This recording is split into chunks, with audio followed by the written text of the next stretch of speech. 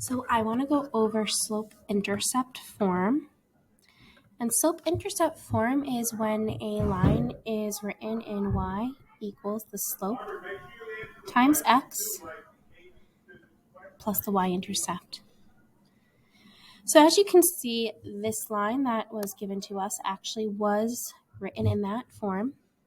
Instead of seeing an m, we see a -3. So the slope, or the m, is equal to -3. I'm going to actually put it over 1 because I like to look at slope as a fraction.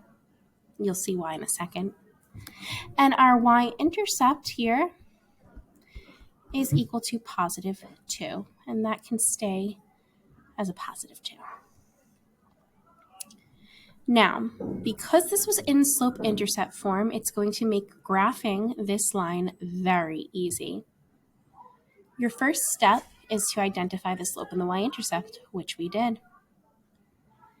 Second, we're going to use the y-intercept and plot it on our axes. So this is my y-axis up here. It goes up and down, and this is my x-axis. This goes left and right. The y-intercept is where it intercepts or crosses the y-axis. It's at 2. So from the origin, I'm going to count up 2 and plot that as my point. Once I have plotted that, I'm then going to go to step 3, which is use the slope to plot another point. So my slope is -3. I put it over 1 for this purpose. This tells me I'm going to go down 3. So in the y direction, I'm going to go down 3. So that looks like this. I'm going to go down 1, 2, 3. I'm not going to plot a point though yet because I need to also go over 1. And since 1 is positive, I'm going to go in the positive direction. So my point is going to be right over here at 1, -1. We could have also gone up 3. So I could have gone up 1, 2, 3. But if I went in the positive directions for the y's, I must go in the negative direction for the x.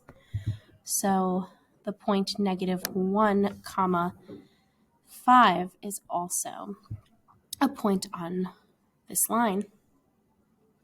All you need is 2 points, and once you have 2 points, you're going to be able to graph your line. So let's use arrows. Oops, doesn't matter. Okay.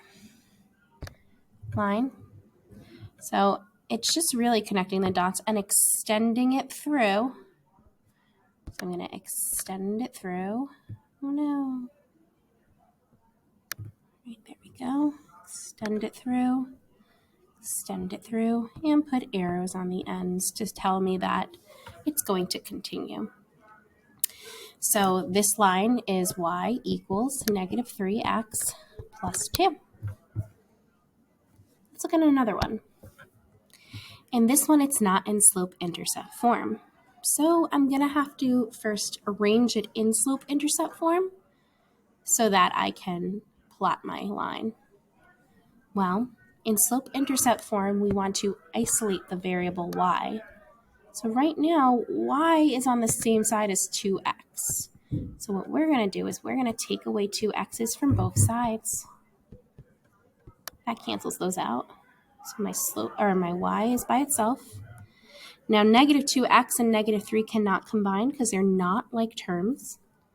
So I'm going to write it in slope-intercept form where my x values come first. So -2 x's. And my constants come second, -3. Now, this line is in slope-intercept form. So, I will identify my slope. That's -2. I'm going to put it over 1. And my y-intercept, that's -3. Again, my y-intercept is where it intercepts the y-axis. So this is telling me that it's intercepting the y-axis at -3. So from the origin, I'm going to go down 1, 2, 3, and I'm going to plot the point 0, -3. From there, I'm going to use my slope. My slope is going to help me to get to another point on the line. My slope is negative 2 over 1. That means I rise negative 2 and run 1. Rise means up and down. So if it's up and down and it's negative, that means I'm going to go down 2. So negative 2 and then over 1 in the positive direction. And I get this point right here. So that's 1 comma negative 5. Right? Or I could have chose to rise 2, so go up 2, 1, 2, but then I would have run in the negative direction right there, 1. And you can see that these series of points are all going to line up. Right? I can just keep rising 2 and going left 1, or rising negative 2 and going left or right positive 1. And then we connect the dots and draw our arrows to indicate that the line is going to extend. Let's look at one more, maybe 2 more if we have time. Let's look at this one. So again, this is not in slope-intercept form. So to do that, I'm going to move everything around so that I can isolate the y. Well, the first thing that we're going to do is we're going to move the 4 x's to the other side. So to cancel them out, we're going to take away 4 x's from both sides. That leaves me with negative 2y's equal negative 4 x's minus 8. Now the y is still not by itself. So since it's attached to a negative 2, that must mean it's negative 2 times y. To reverse multiplication, we're going to use the division property of equality, and we're going to divide by negative 2. Everything is going to get divided by negative 2. Those cancel out, leaving me with my y equals negative 4 divided by negative 2 is positive 2 x, and then negative 8 divided by negative 2 is a positive 4. So now we have our line in slope-intercept form.